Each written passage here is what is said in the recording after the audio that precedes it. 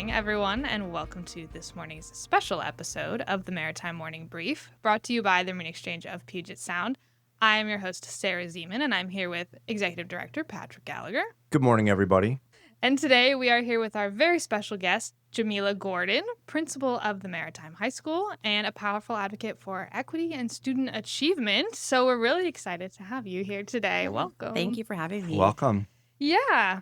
We were just talking about how one of our very first guests was one of your students from your most recent graduating class, which is really exciting. I think we should just talk about that first. How was that this year? That was pretty recent. Obviously, we're going into the next school year, but how was graduation? Yeah, I mean, the graduation was the first graduation, right? And so all the things, right? The big emotions, like we did it and hoping that like we did what we needed to do so kids could go out there and be successful, right? And so that was the thing. It's like each year we get to hone our craft and figure out like, you know, are we doing what we said we were going to do?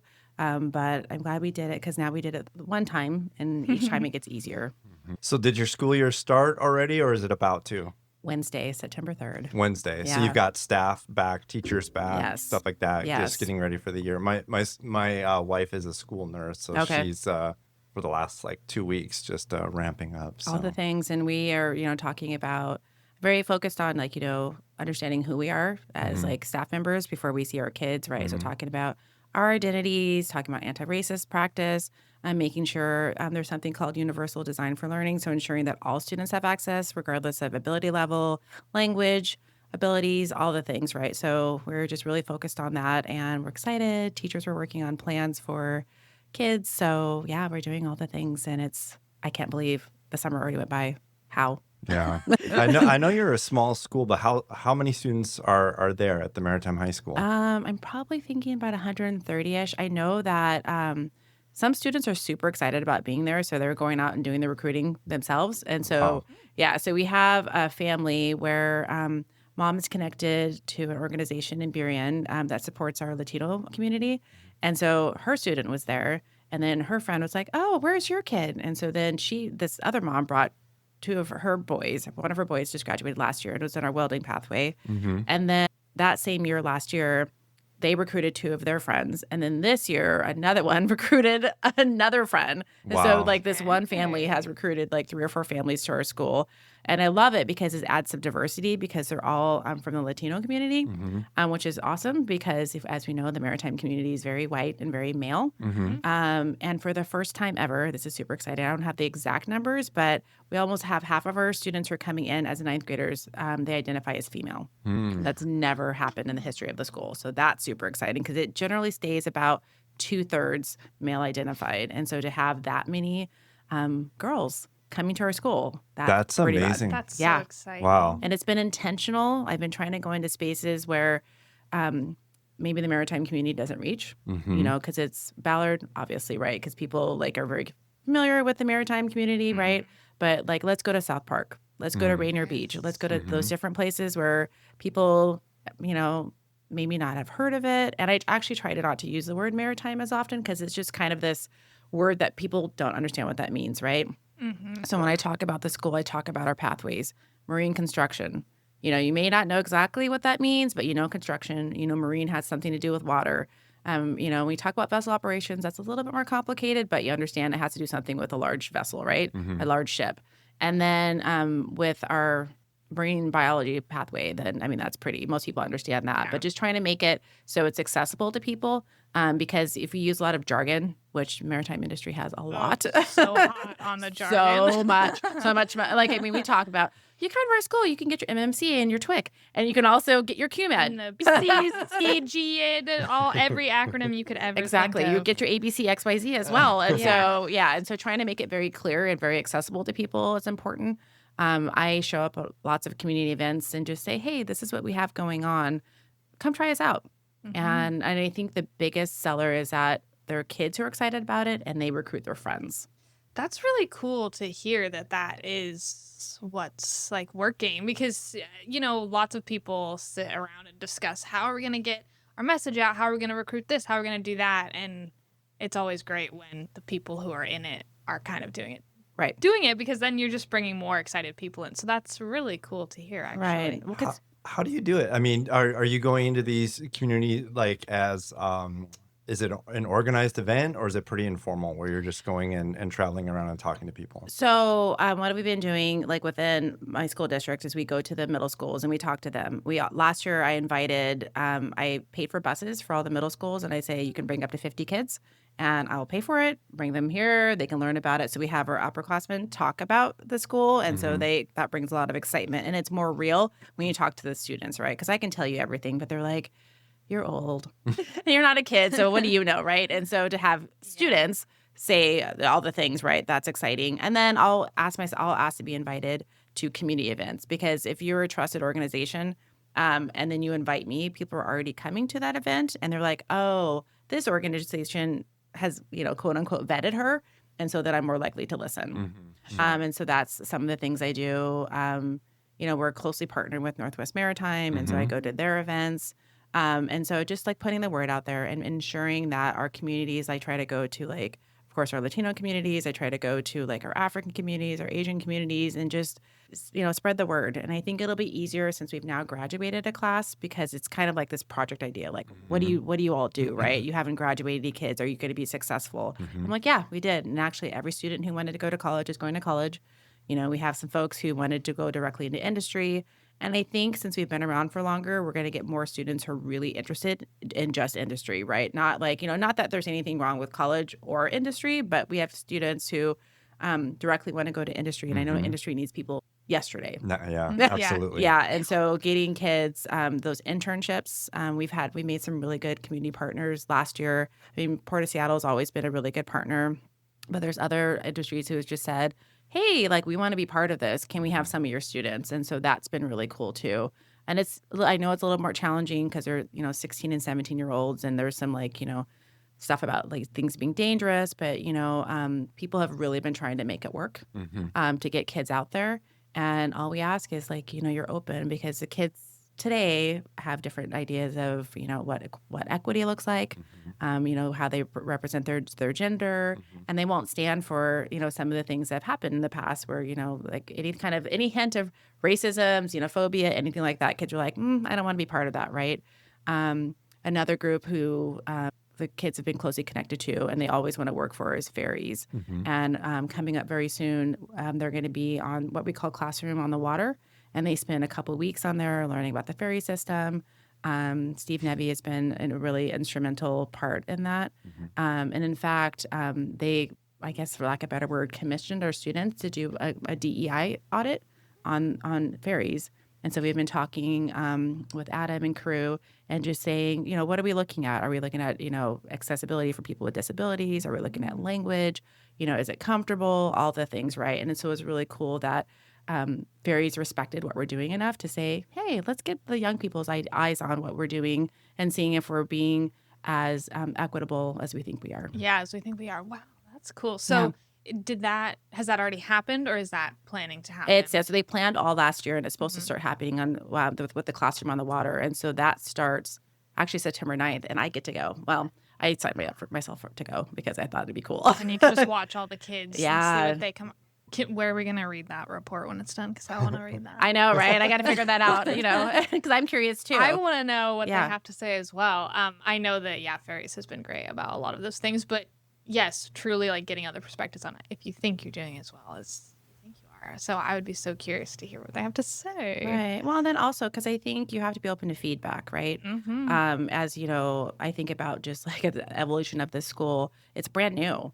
I mean, there aren't a ton of like specialty schools that are out there, right? I know Tacoma is, starting theirs up now this year, which is a little bit different model because there's more of a skills center instead of a full high school. But it's just like there's lots of growth pains, because it's new, it's uncharted territory, right? And so each year, I think we're doing it better and better.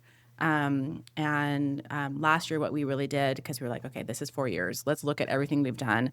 And so we looked at the initial, what the industry said that they wanted. And then we said, well, this is what we're doing. And what we call in education, a crosswalk, right? So one part of it was industry said this is what we said we were doing. And then we realized, oh, there are some gaps. And so how are we going to fill those gaps? And so for 3 months last year, we spent some time just really looking closely at the ways we can improve that. And so some of the things that we were thinking about, or actually not thinking about, we're doing is they're going to have higher level math. So they're all going to have access to Algebra 2. They're going to have access to specific environmental and marine science classes on campus. Next year, we're going to roll out aquaculture and oceanography.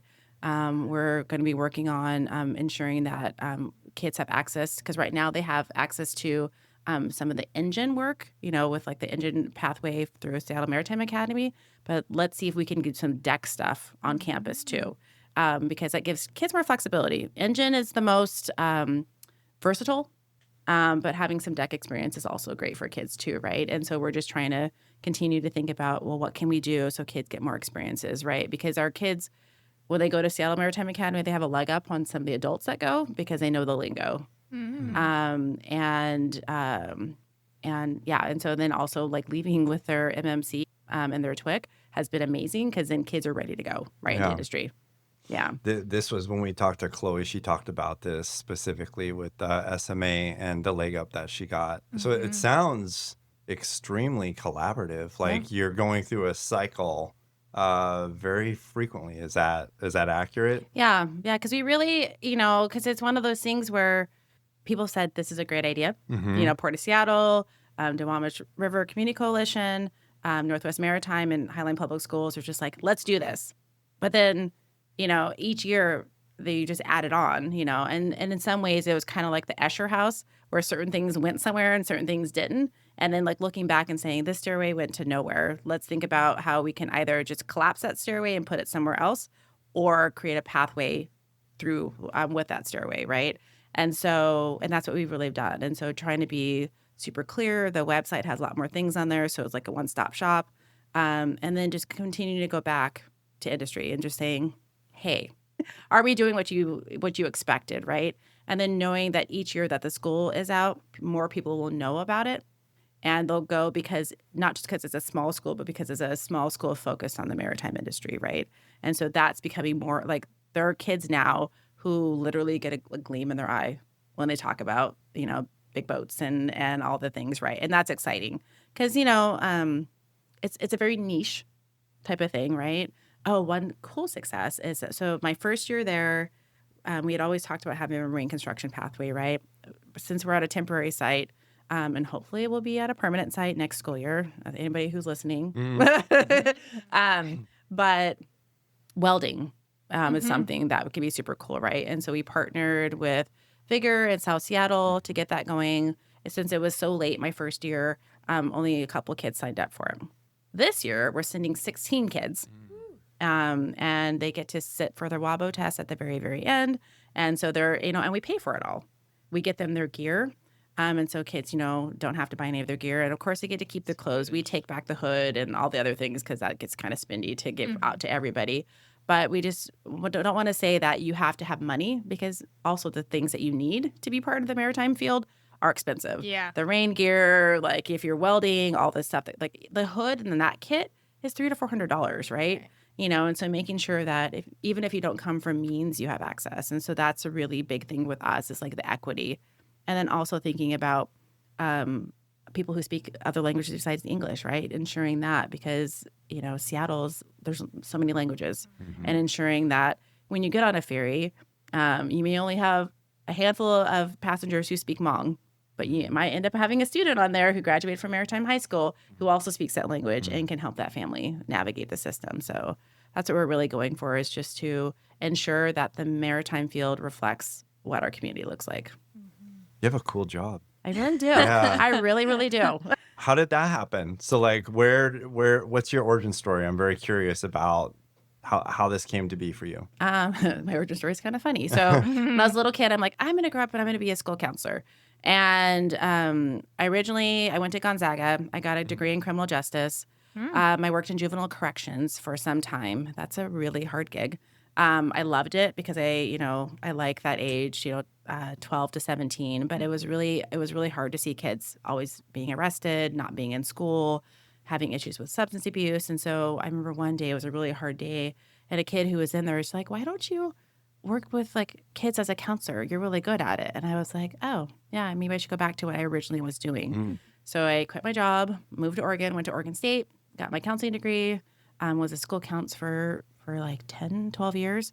And then, just like sometimes I think, oh, well, like, I want to grow. I want to do something different. But I wasn't sure, though, because I love being with kids, right? Like, they come and they, especially middle school. I don't know if you all have children or have been around middle school kids, but they're next level ridiculous, and I love that about them. But then I worked at the district level for a while because, it's a tough job. And then I was like, well, maybe I'll get my admin credentials. So I will always have options, right?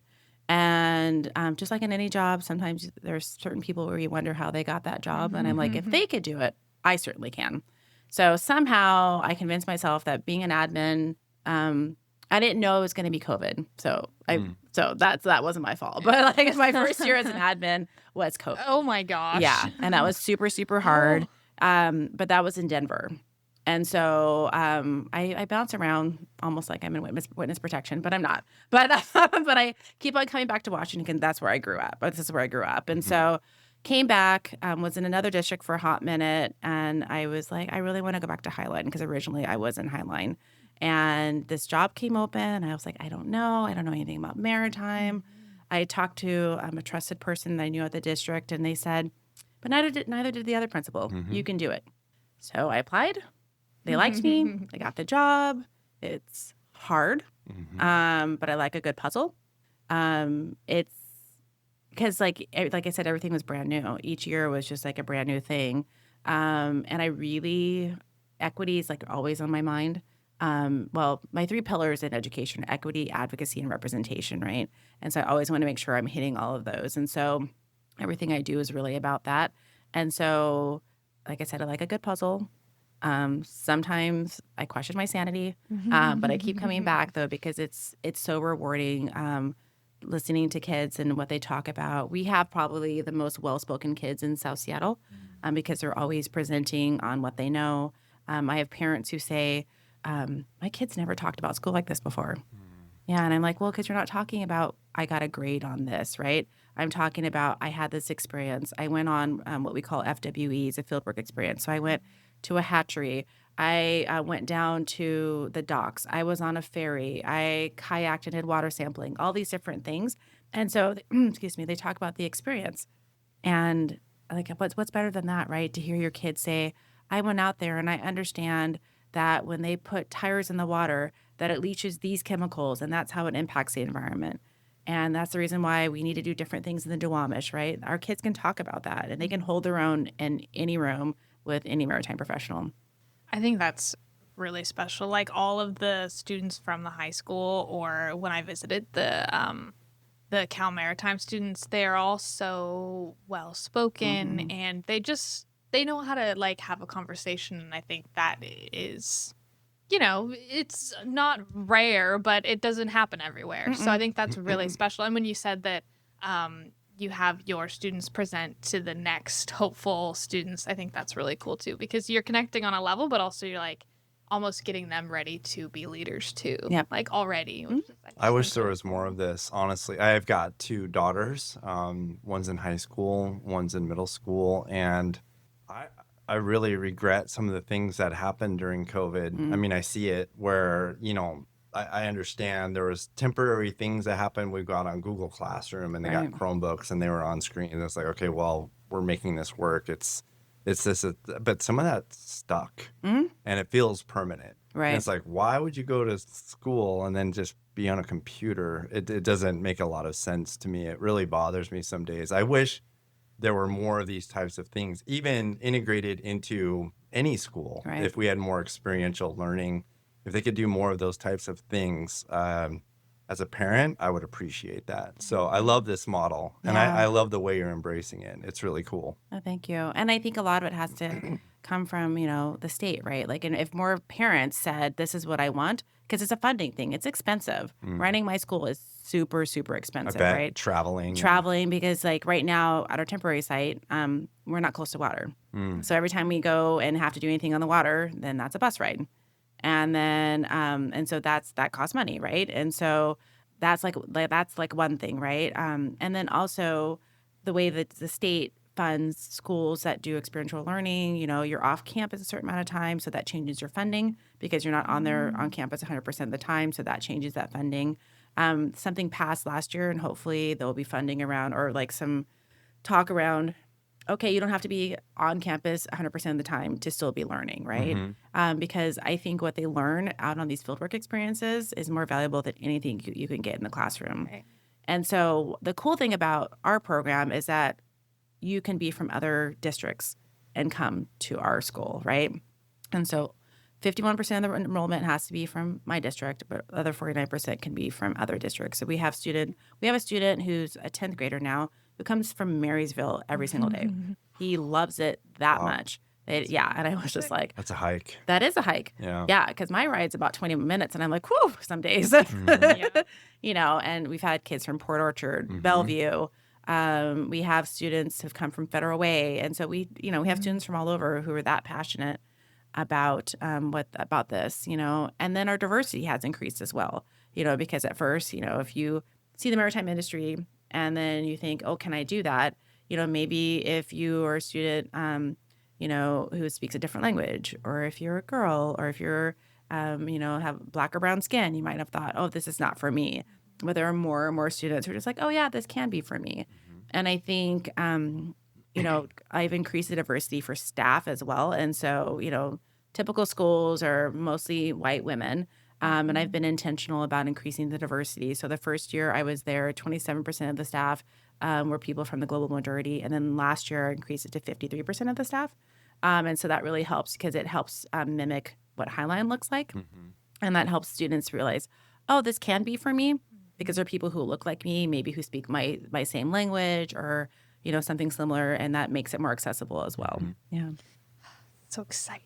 I don't know. I just feel like excited after this conversation already. I want to talk about so many things. I want to talk about some of the experiences, since that's mostly what we're talking about, that you have coming up this year. Is there anything new that students are going to be doing, or what are some of the typical experiences that kids go on in a typical year, or is it different for all the grades, or what's kind of like it look like for everyone? Okay. Well, so we've made some shifts. For me, it was intentional. So we focus on all three pathways, like kind of like exploratory in 9th and 10th grade, right? But kids have to make a decision in 10th grade which pathway they want to be in. And so I think when it was just kind of all blended all together, they couldn't clearly say, oh, this was connected to marine construction, right?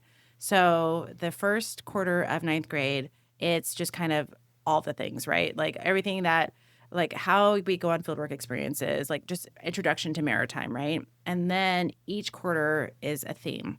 One quarter is marine construction, another quarter is vessel operations, another quarter is marine biology. And then that repeats itself in 10th grade, of course, with like higher level type of things.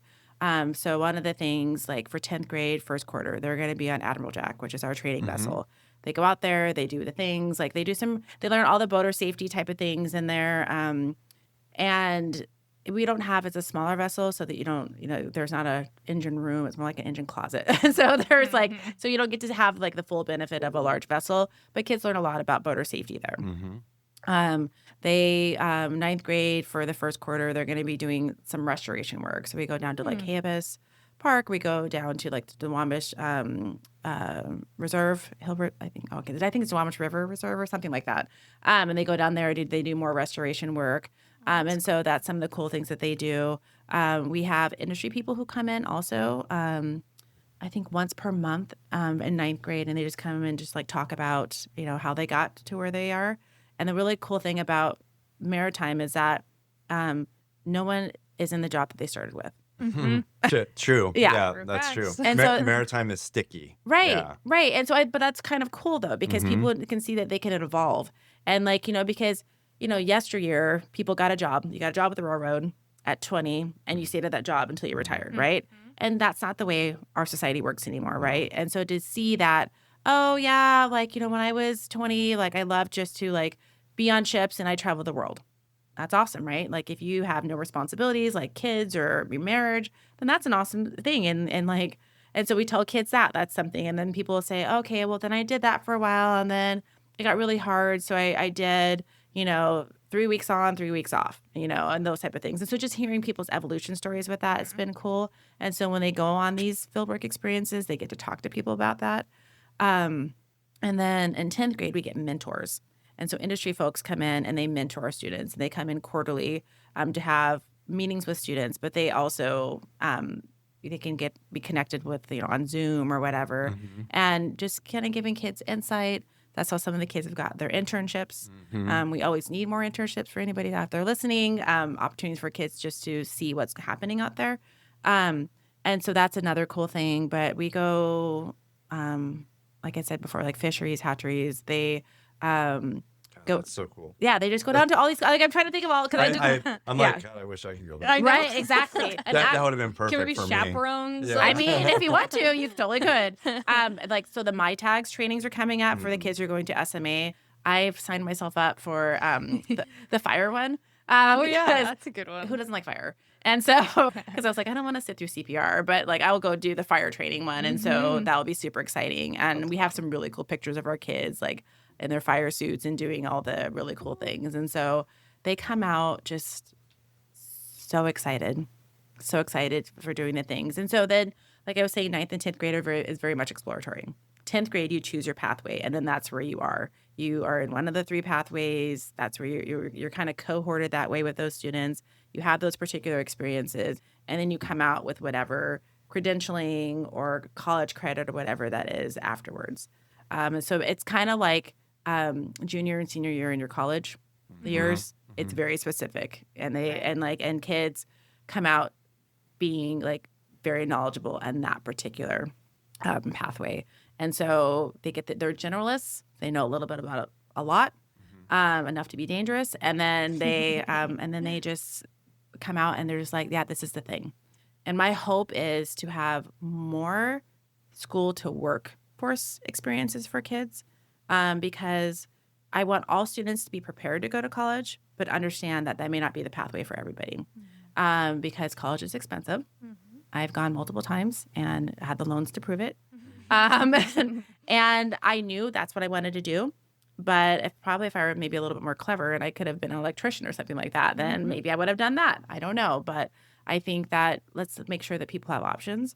And if you go to college and then you're just like, or if you go to the industry and then you decide, hey, I want to take some classes, you've already made enough money where you could pay cash for those things, right? Yeah. And not get loans and not have the debt that, some of us got saddled with at a young age. And a lot of these places will send people to college or at least partially offset. I mean, that's how I got part of my degree was through the Coast Guard. Right. They would pay for it. I mean, there's some amazing incentives out there. For real. And I was far too restless when I didn't go to college right away either, but I found my way. I was on the 6.5-year plan. So Right. I get it. Right. It's just not for everybody. It's not for everybody. And you can hosepipe too, right? Yeah. And so and that's a viable option too, because it's like, what better way than I'm already working, I can get this experience. Like, why not?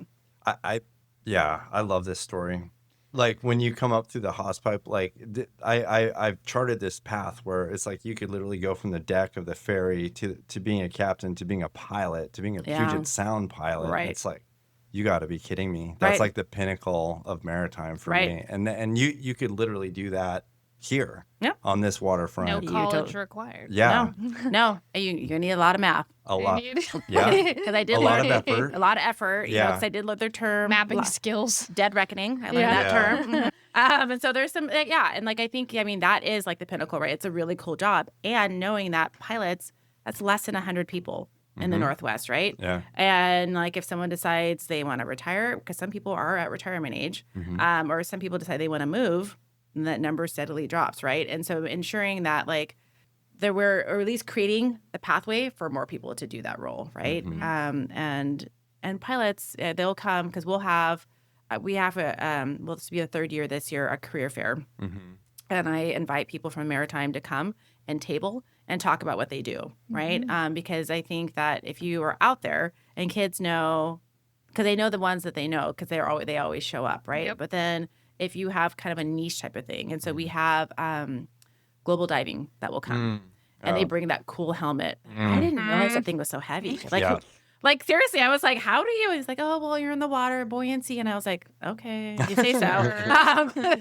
But, and I can't remember his name right now, but he told me a story that he thought he was going to do some of the underwater diving. And then when he had to practice where they had his eyes covered, he was like, yep, nope, not going to do this. Yeah. Scary. Not going to do it. Right.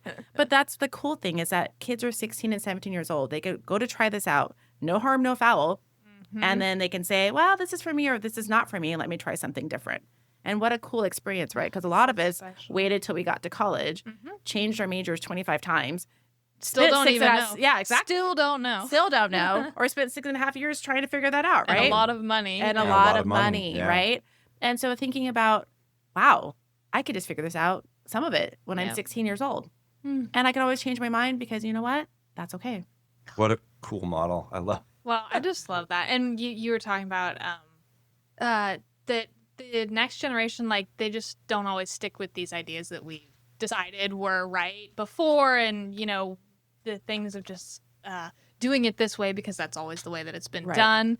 And I love that everyone is denormalizing the idea that we've had for like the past 20 years of you have to go to college to be successful. That is super not true. And this industry is just like mega proof of that. And there are so many things. And Are you going I think you said you had 133 students. Is there a plan to expand that? Or Yes. is it going to have to always stay very small? Well, we're never going to get up above about like 400 students because that was the model. But part of it is that we need to find a permanent site to really be able to expand, right? It's awesome that we have a space. We're able to do what we have to do, right? But we've been sharing space with different schools and Highland Public Schools, right?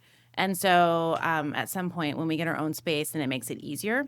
And it also makes it easier for people to imagine what we do because we would be closer to the water when that happens, right? Because, when you're in the middle of Des Moines, like no one's thinking maritime because like, where's the water? We get puddles on campus, but it's not really something you can kayak in. So, and so that's the goal. We've kept steady numbers, and so that's good. But yeah, to be able to really grow because there's just not enough classrooms to really get much bigger than we are now. Right. But I'm still out there. I'm doing all the work. I have a recruitment plan. I already have. I'm kind of wait. I'm trying not to bug people because school hasn't even started, but I will be soon. But just like, to go out there and listen up industry. I'm going to be reaching out to you all to come to our Career Expo because I'm a firm believer, and I tell people this all the time. If you want access to the kids, you have to show up. Yes. Because it's kind of like, if you just come knocking on the door and say, oh, I'm interested now, kids are like, but where were you in my 9th and 10th and 11th grade year, right? And so and there's just things that every year, every month, I'm finding out, oh, that's a thing. People do that. That's and so that's interesting, right? Because I know that my vocabulary and my ability to understand what's going on in the maritime industry is growing daily. And so I want the kids to be able to know about this for a long time to be able to make, some good decisions around what they want to do. There's all stuff like with the wind energy. I know that water taxis have been talking about just like having, electric boats, that type of stuff, which is fascinating to me because I'm just like, how far can you go? Because electric cars, some of you can go kind of far, some of you can't. So just, that's all these things that are super interesting, right? And so come talk to our kids because they're interested in that as well. We have in 10th grade where they do a Maritime of the Future project at the end of 10th grade. And they just try to imagine what it can look like, right? But if they have more folks who are talking about what they do, they can kind of help start reimagining what we're going to do in the future. Okay, while we're on that, because this is something that people come to us all the time. I wanted to talk about like what industry can do, and you just absolutely told us. So yeah, people say they want to get involved or they want workers, but we don't see them show up as often. So do you have a day already for your career fair? Can we do it? Can we share it? I do have a date. I can't tell you exactly because I want to tell them about it. Yeah, but yeah, I can get back to you. But I know we're gonna have it. We've been having it in January. Okay. And so I can get back with a very specific date on that. Perfect. Because January, yeah. And so we're probably gonna have it. We were at Highland High School last year, and we liked it because it's a nice big space. Last year this was the cutest, right? So we had a couple stations where we had knot tying, and then we had small boats. Kids were building small wooden boats. 16 and 17-year-olds were on their knees building these little tiny boats. and spent 45 minutes, hour and a half, like making these boats, right? Because it's like we're all still little kids, right? And so they had a lot of fun. We had folks in the gym who were tabling, and they were just talking about the things. I think it was ferries, because they always come with like this amazing thing. But they had like a large boat model, right? And like people got to play with those type of things, right? And like I said, global diving always brings like their cool things. And so, like Manson will come and they'll bring some of their stuff. And so, but also like kids are just like, I know these places and I'll repeat them and I'll say I want to work there because you were at our career fair. I saw you. I saw you. Connected with the thing. I know you. I know you, Yeah. right? And so showing up to the career fair, which I'll get a date eventually, and I'll make sure it's on our website as well. Inviting kids to fieldwork experiences, right? They can come and have a field trip at your place, and you can show us around and show us what you do. You can volunteer to become a mentor. You could. I have a question. Yes. So what does the mentorship commitment look like? What can they expect if people want to be a mentor? What does that look like? I mean, like sometimes it's just like once a month, like it's online, or you can come to the school and talk to kids about what you do, right? It's not super heavy. You can volunteer more than that if you want to, but like a minimum of like once a month. So the kids can talk to you, ask questions about what you do. Yeah. And then there's a couple breakfasts a year that they come to, and we give you lots of advance warning about it. It's always in the mornings, usually on a Monday. So it's not a huge commitment. Okay. Come be a speaker.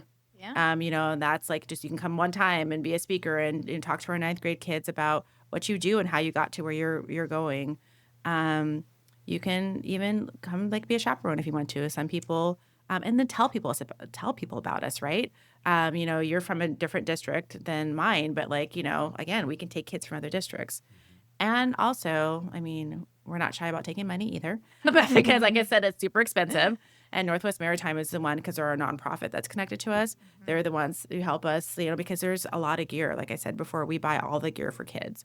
And so, foul weather gear, which is that really nice stuff. It's expensive. We have the boots. We have everything. We take our kids once a year. We may not be able to do it this year because our poor AJ's been having some trouble. But we've taken our kids to Blake Island in the past, right? And they have a 3-day, 2-night overnight trip over there. Fun. Yeah, and so I mean those type of things, right? Just letting people know about us. Yeah. Letting us know about you. Those are that exchange. Because it can't just be us just telling you a little bit about us. It has to be like 2-way communication around that, right? Because kids are chomping at the bit. It's kind of an odd story, but like one of our students, like they went somewhere, but there was somebody's job was to hit fish over the head. And Fishwhacker. Fishwhacker, okay. That's just like I know. Yeah. And so like one of our students comes back and says, I think I found my job. Okay. I see myself in this. I see myself, right? And I'm like, awesome. I never knew that was a job, but I hope it pays a living wage, because that's actually the big thing. It's a living wage piece of it too. We all know Seattle is incredibly, incredibly expensive. And, being able to go and make a living wage, right, is amazing. And I like look at what they make, and I was like, I made a fraction of that when I graduated with my college degree. And so I'm not gonna be a hater about it, but I'm gonna say I'm a bit envious. Being able to like go out there and do the thing and be passionate about what you do. Yeah. And if you like being outdoors, that's a cool thing for some people. But then I also tell people that the maritime industry, only actually 30% of the jobs are actually on the water. A lot of them are water adjacent. And so being clearer, because kids are just like, I'll say to kids when they come to our events, I'll say, how do you want to impact the world? What are the things you're interested in, right? Well, I'm really interested in like technology. Oh, okay. Well, Maritime is trying to be really innovative about like technology, right? And I said everything that is on like these large vessels, there's some technology piece to it, right? And so that's a way to do it. Well, I'm really interested in culinary. Okay. Did you know how many people cruise ships employ? I had talked to someone at Port of Seattle, Linda, and she was talking to me about how many people are employed on a cruise ship. I had no idea. I was like, what? There are small towns who don't have as many people in them as a cruise ship does, And so I tell people like, people have to cook on there. People have to clean on there. People have to design the games. Like there's entertainment people. There are people who, are like, so there's a whole hospitality industry on there. There are people, of course, who have to drive the vessel. I mean, there's just so many things on there. And I just don't think that people understand all the things that are connected to like just cruise ships, right? There are people who, I want to be in manufacturing. Okay, there's a whole entire thing with manufacturing, right? Do you want to do fiberglass or do you want to do wood? There's just so many different things. And I tell students and families, pretty much anything that you want to do, there's a connection to maritime. Yep. Pretty much anything. We'll find it. And we'll find a it. connection. Right. Yeah. Because we had a student who wanted to be an attorney. He found himself a maritime attorney as a mentor. Perfect. Yeah. And he came back and he talked about, just kind of how how women are treated and just some of the things that happen, some of the hazing, unfortunately, sexual assault, and I was like, okay, he wants to be an attorney. People think that's a stretch. I'm like, no, no, it's not a stretch, actually, right? Super not. We have students who wanted to go to the Coast Guard like you did, right? And so that's a viable option too. And so there's just so many things that people can do. And I'm constantly amazed because I think living here, you just kind of get used to the water. I used to live in Belltown. I drove past the water literally every day, the waterfront every day. But now when I drive past the waterfront, I see all the jobs. When I go on ferries, I see all the jobs, right? And so it's funny how just my 2 years of being principal there has really changed my outlook. And I'm probably one of the biggest new advocates for the maritime field. And I feel like, it's like maritime has been a legacy industry for like a long time too, which perpetuates the like old white man like thing. But that is changing. Yep. And I think you really see it because I didn't grow up in the industry. Like I never would have thought. And when you're literally learning something new every single day, like 2 years, 3 years in, a new acronym, a new job, a new thing, you just like continue to see it. And I think we just have a special appreciation. The thing that has kept me in this industry for so long just captured so I started off just not wanting to be bored, and you can do that. You can do something that you've never heard of and go places that you couldn't identify on a map before. It's amazing that way. But what kept me in is that I figured out it is truly for everybody. Yep. And I love that about this industry. It is for everybody. It really is. Yeah, and I love what you're saying, where you're trying to bring more people into it. We desperately need that. We need to see more people enter this for the first time and be the first one in their family and pioneer that path. Right. Because we need these people. We desperately need these people. We do need all the people, and also like fresh perspective, right? Because I think that, when you've done things for a really long time, you get used to doing it a very certain way. And having fresh eyes, it just makes all the difference, right? And so our kids are coming in, like I think it was last spring, we had 10 kids, Port of Seattle, and they presented, I say it looks really cute. The kids are just like, we are cute. I'm like, you are. And they presented all this like amazing information that they learned in their 2 or 3 months that they were at Port of Seattle, right? And I just think being able to just say and come and just say, oh, but what about this? And then to actually like bring more women into the field as also, regardless of, race, sexual orientation, any of those things, right? Because I was presenting, oh, goodness, I can't remember exactly I remember being invited, but I can't remember their acronym. But for a moment, I was one of 2 women in the room, right? And then another woman showed up later on, but I was the only woman of color in the room throughout the whole night, right? And I'm just thinking, I don't mind being in spaces where I'm the only one, but that's harder for kids, right? And so also, if we're going to send kids to you, you need to be a safe space. We're not going to send kids into something that's too rough and tumble, because that's really hard, and we're not going to put people in situations that aren't good for them. And so I know that, there are certain parts of the industry that are, a little bit more rugged than other pieces of it, but I think, I wasn't able to go to the golf tournament last year because we had some stuff going on in our district, but I went the first year, and I'm hoping each year that I go, there'll be more diversity. And I say our spiel every single time. They're like, we want to come to your school. okay, but like, what are you going to bring to us, right? Mm-hmm. You know, how you're going to be a value add for our students moving into the future. Because everybody's heard of, like, for example, you know, a tugboat. Okay. But then what are you going to, like, are you offering to take kids on a ride? Are you offering, you know, for students to intern at your building or like at your site? You know, what are you offering? You know, because I think simply being a voyeur doesn't actually help the maritime industry, right? You know, how are you going to contribute to the growth? Because the growth of the school is the growth of the maritime industry. And I think that, you know, the one thing about the maritime industry is it's not like there's just one large industry, right? You know, like you think about Boeing, you know, and we have Aviation High School, right? That's super easy, right? Because you have Boeing, you had, you know, Mr. Raisbeck, you had, you know, those people where it's just like you could have one large benefactor who can really help with the school growing, right? And the maritime industry is not like that. There's a bunch of smaller, you know, industries or businesses that can help support. But that does help, you know? And so you being active in what we're doing, right? When we reach out to you to say, come to our events, please come. You know, we have a community learning showcase in October. Again, I can get those dates to you. Come and talk to the kids, ask them questions, because every single person who has come has walked away and said, wow, your kids are really well informed. You know, even our 9th graders who've only been doing it for a month and a half say some pretty incredible things, you know, because by that time they've gone out 4 or 5 times out into the community and learned some things about the maritime industry. I didn't know there was that many kinds of salmon.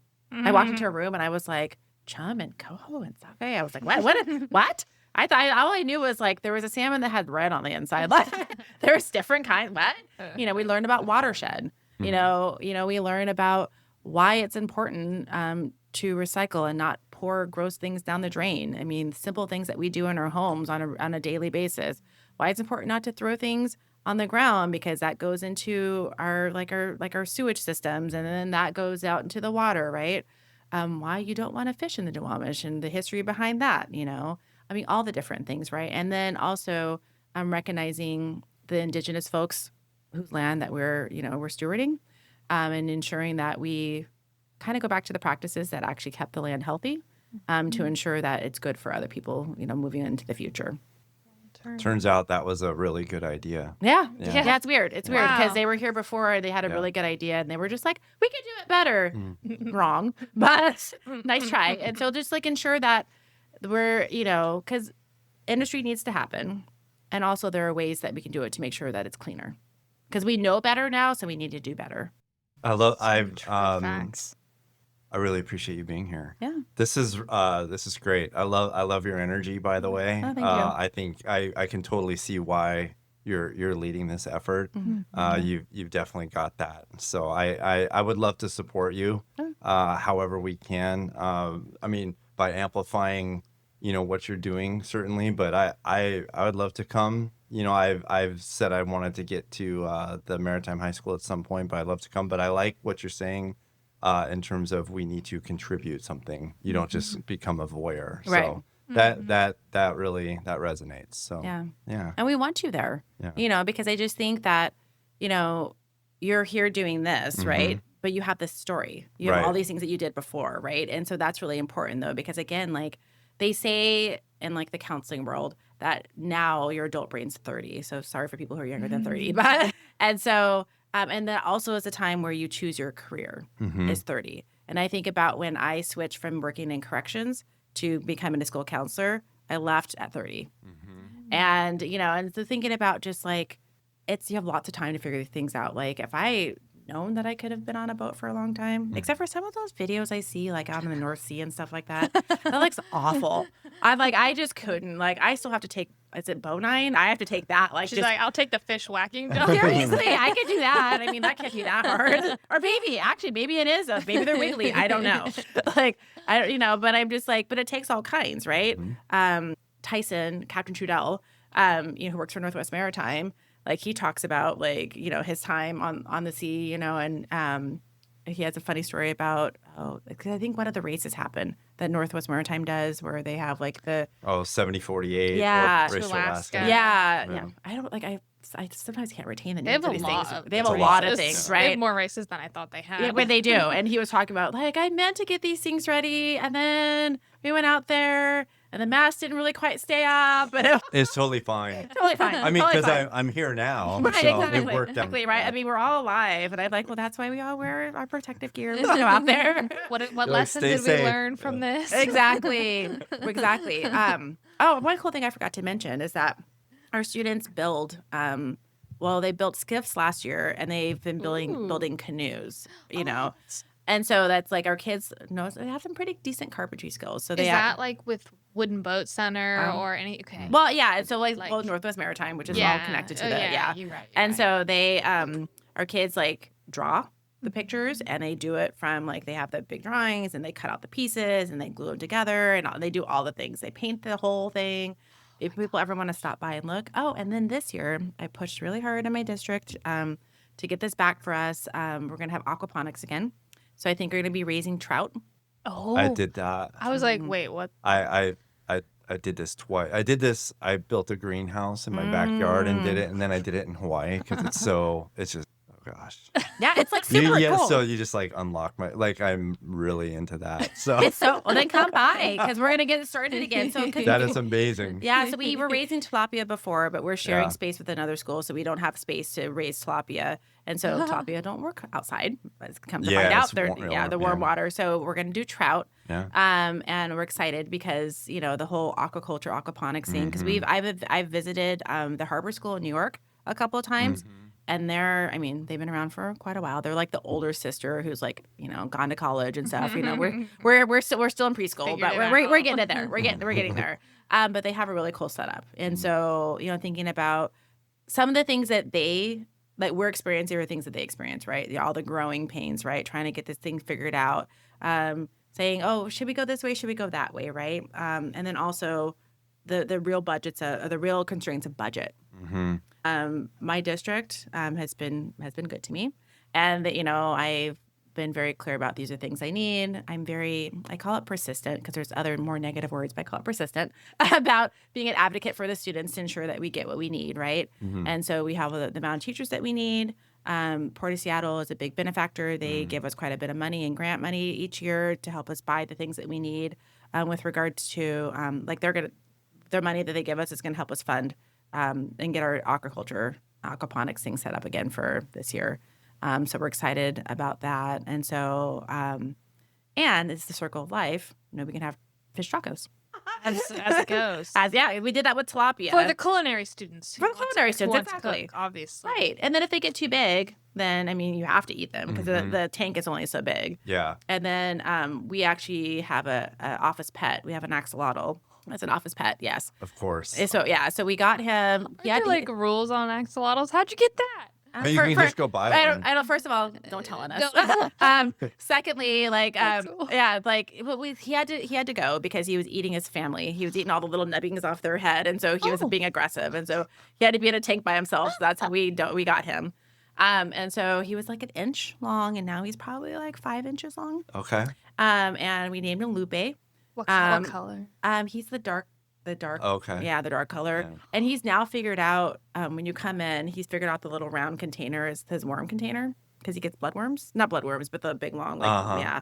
And so he, except for he's not, I don't think they're super smart animals. Because because you drop the worm and he lets it hit him in the head every time. And I'm like, Lupe, the worm, and I talk to him he hears me, but I'm like, Lupe, I just dropped this worm on you. But the kids love taking care of him, and so in the fall, we'll have another club that'll come and they'll clean out his tank and get all the gross things out of his tank. And so so now the kids will have trout. Oh, we also have ROV there too. Oh. And one thing that's been cool is that consistently people have reached out when they're getting rid of some of their old stuff, and they'll ask if we need it. We don't always need it, but it's nice when people do ask. We have some ROV stuff. We have some little circuits. We have okay. But we'll take those, right? Because it's really cool for the kids to learn some of that. Some of those things. Some people have offered some of the things they have old wetsuits and some of those type of things. Sometimes we use those. Just so kids get practice. Using those type of things. And so that's another thing. If people have, like I said, not everything can we take because we don't have a lot of space, but we sometimes do take some donations from folks so kids can get practice on things. How much space? And I don't know if you know the answer, but how much space does a 400 student high school need? It's like a typical elementary school size.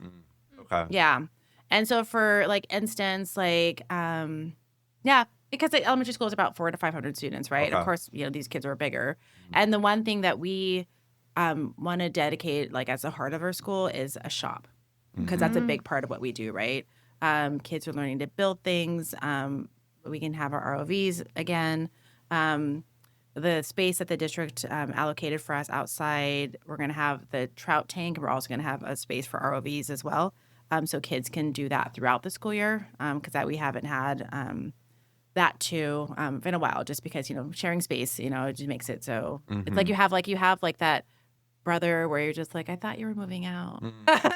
So you have to share space, right? Which is cool, but yeah, so just something near the water eventually is what the hope is. Hopefully close to our target group of people, which is, the South Seattle area, like Des Moines, South Park, that type of area. Because those are our families who are the furthest away from educational justice, and ensuring that those families know that, hey, this is a really cool option for your kiddo, right? And we are also a school where students who have individual educational plans, people know them as IEPs, students who are language learners. I mean, we're open to all students, right? Because everybody needs an opportunity. Everybody needs to have access to a living wage job, and so. One of the students last year who actually transferred in as his 12th grade year is originally from Mexico. And so he speaks both languages fluently. And he was in our welding program. And I think he's finishing up one more class and he'll be able to sit for his test this fall. Yeah. Yeah. So there'll be a brand new welder out there. And South Seattle / Vigor has been amazing. Like, we're going to help you get an apprenticeship. And I'm just thinking, oh my gosh. And that's such a portable skill. I mean, we don't want him to go anywhere because we need him here. However, you can go anywhere in the world, right? It's true. Yeah. It's true. Yeah. And so I'm like, wow. My nephew's a TIG welder for safe boats. Like, if you can weld aluminum, you'll always work. Yeah. You'll always be able to find a job somewhere. Exactly. Yeah. And make money hand over fist. That's good. Yeah. It's a good thing. Yeah. But before we leave this topic, I did want to talk about some of the other, before we got on the mics, we were talking about some of the other things that kids were already doing from the recent graduating class. Can you tell us a little bit about where they're going, what they're doing, some of the jobs they've already gotten? Okay, yeah. I mean, so I think I'm not sure if I said this on air or not, but everybody who wanted to go to college is going. So we have UW, we have Cal Maritime, we have Cal Poly. We have UW-T, so kids are going to different places, right? Some people decided they wanted to go to Green River. We have a couple students who are just like, I need a break. Take a year off, figure it out, which I took a gap year too before it was even a gap year way back when. And we have, so excited, our first student who got hired by ferries. And that's exciting. Like, that literally is a goal, right? It works. It works. It works, right? Yeah. And so that's super exciting, And then, I forgot to mention, this was actually kind of cool last year. So at PME, we had students go, how they have like the contest where they do, what was it? They do them in the back. Yeah. Yes. I know what you're yeah. talking So about. they had the contest where one of my students, who was a senior, went, and all these folks who've been in Maritime for a while, they beat everybody in the knot tying. Because it's knot tying that's blindfolded. Oh. Yeah, so that's the next level of it, right? And it was so funny when my student won, mic dropped. And I was like, and then they ended up winning the grand prize. And so they won a backpack, $500. Nice. And I was like, woo, right? Because they're always trying to teach me knots. I remember it for half a second. And then I don't do it again for a long time. I'm like, remember that knot you taught me? They're like, yeah, I'll teach you again. I'm like, thank you. Yeah. So, I mean, and then we have more students, coming up this year who, who are in either SMA or the welding program, who are already thinking about just like what they want to do. Right. And so there's kids who are just so laser focused on their future, which is amazing because I had big ideas, and I want to go to college, didn't know where. I took the community college path and then went to a 4-year university, which if you can save yourself some pennies. Amen. Yeah. Because it's so expensive. Yeah. So our kids are doing the thing. And so people worry because it's a small school with no grades, doesn't have traditional credits. And people are like, oh my gosh, are my kids, are they going to go into college, right? Is that a thing? And so we're part of the Mastery Transcript Consortium, right? And so it's a big, there's probably just 700 to 800 schools across the country who are part of this. And I was at a conference a couple years ago where NCAA was there, UConn, Northeastern, and another couple big schools. And they were just like, we actually like the transcript because it's not someone got a 3.5. It's they studied this because we have 7 competencies that kids, like maritime leadership, wellness, not communication, maritime leader. Communication's part. Yeah, communication's part of it, and then some like math and scientific reasoning, and they'll have artifacts that show what they've done. And so like I said, maritime leadership, and this is how I can show how I met the criteria of maritime leadership, and so that's much different, and so then. People are just like, I get to read like this little story about what kids did all throughout their high school career, which is, different than algebra. You got a 3 point whatever, right? And then NCAA also said they can convert the transcript that's a narrative into a GPA so students can still be sports eligible if that's what they want to do. So a lot of people are embracing this idea of it doesn't have to be the same way, the whole Carnegie scale. It could be a different way of showing how you learn. And we kind of talked about that during COVID, and then we went away from it because, like you said before, well, we've always done it this way, so we need to go back to it, and our kids know just the same things that other kids do. And in fact, not that test scores are the end all be all, but in my district, there are 10 secondary schools, and we're number 3 with test scores. So like we're doing the thing. I mean, yeah. So we're doing the things that everybody expects us to do, and they're also adding more things to it. Right. Or our students, like, when you all come, because you will come to the Community Learning Showcase, you'll see our kids talk about maritime, and you'll be like, whoa, these are 16-year-olds who are doing this thing. I'm super excited. stoked. Yeah, that sounds cool. Yeah. I can't wait to go. Yeah, you definitely, we will find those things and share them. We sort of serve a lot of that purpose for connecting people, so we want to make sure to get that to everybody. Yeah. Oh no, I will make sure you have it all because I like last year. I'm like, I'm gonna get this plan early so then I can give people the information as early as humanly possible. Yeah. So then, because people have to plan. Yeah. Because I'll tell people and they're like, oh, I'm going to blah blah blah. Already But like something going on. I know, seriously, but like it's because also we want people like Salt Chuck to come. Because they're not actually out on the water, but they do a lot of things that like connect and make us be able to do things on the water, right? Yeah. Like very important, right? And so all the different places, right, that just seem to be behind the scenes, but they really aren't. They're very integral. I want to highlight those folks too, because it's super obvious when you are a large organization who has large vessels.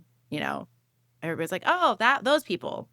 Okay, but there's other places, right? When you're going on the waterfront and you see that big lot that has all the containers, you understand what that is, right? But there's just so much more to it, And I just want everybody to know just the opportunities that exist out there. And you can find your niche, no matter how oddball you think it is.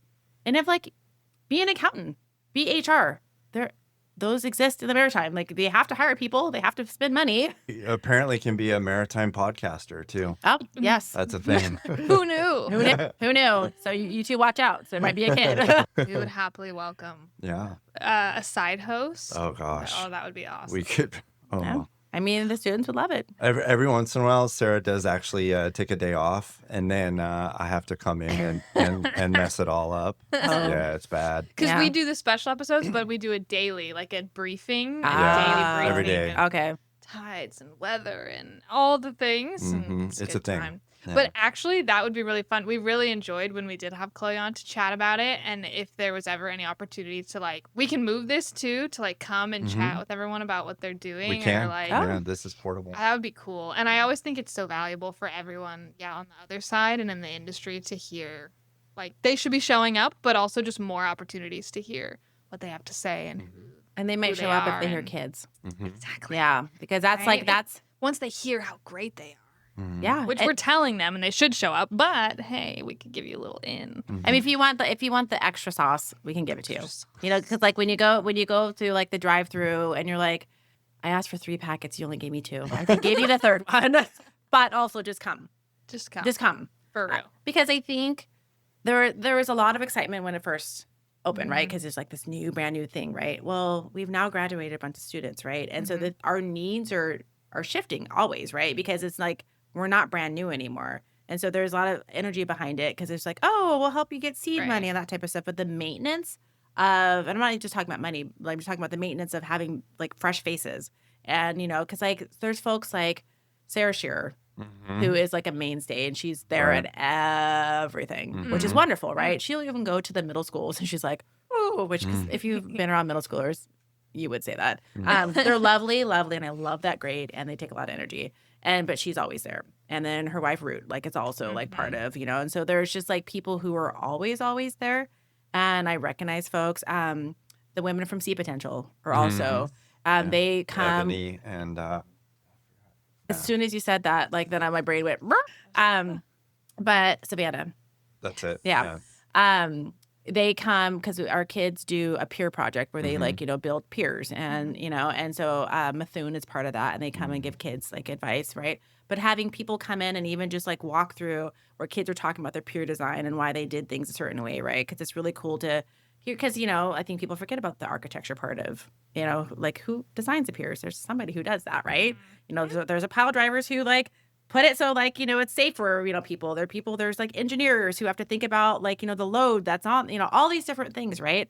And so coming to like some of our times where we have industry people come in and just give feedback to students, because it's like I know when my career like in like when I've gone to school at different times, right? When I was a counselor, I like had people who mentored me, and so that's the same type of thing where it's just that feedback cycle.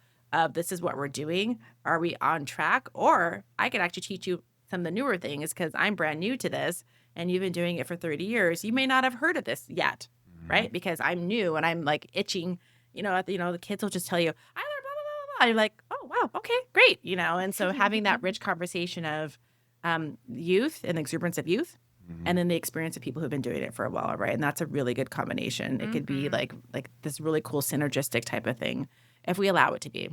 Wow.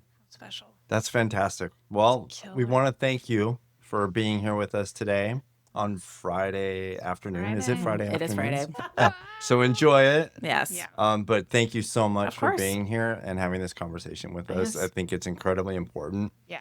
And, we would love to come down there, and you're always welcome here as well. Yeah. No, thank So- you. We're the, like you said, secret behind the scene data nerds. Oh, yeah. Not every kid is gonna love us, but surely there's one. And there will be, yeah, because it takes all kinds, right? And because it's just like, me like liking this is because I like my brain. Like if I get bored really easily as well. So as soon as it becomes too rote, then I'm done.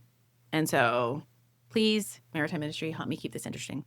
Because I love Do it. Yeah, because I love this like puzzle of trying to figure out how to get kids connected to all the things. It's really, really, really cool. And just to see, one for sure who has her foot in the door, and more to come. Many more to come. Yes.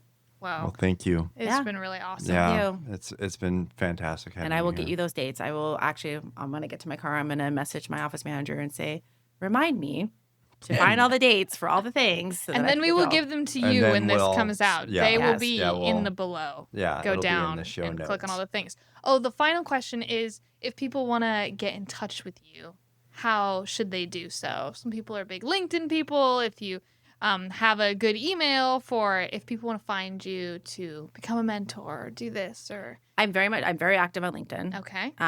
Yeah. And so my picture's on there. So Jamila Gordon, and you'll see that I work at Maritime High School. My email is not always the best because I get a lot of emails. And so go on our the Maritime High School webpage on Highlands Public Schools and go down there, and there is a button to click if you want to volunteer or get in touch with us. And that will get us, or you can call us too. Some people don't like to use the phone, but I'm one of them. Like, why are you calling me? But you could always call, or you can email us, and we can get you information. One of my teachers, who's part of like the internship program, and also somebody from Northwest Maritime, have been linking up with people and trying to get people. People contact me. I immediately say, okay, you're interested in this, and then I farm them out to whomever. And we're getting more and more folks who just are becoming connected. It's starting like it's a slow trickle, and I want it to be a flood. of people coming. I want us to have the problem of saying, actually, we can't get you in until November because we're that packed. Mm-hmm. I want that to be like a good problem for us to have, because I want the kids to have so much information about the maritime field that they'll just be like, oh my gosh, I had no idea. And that will be amazing. All right. Yeah. That'll be Well, that's it. Washington Maritime, bring the flood. Get on it. Yeah. Well, that. we're here to help. All right. Thank you. Awesome. Thank you. Thank you so much for Of being course. with us today. And thanks for everyone listening. With that, we are going to close out this special episode of the Maritime Morning Brief. And I will see you all bright and early again tomorrow morning.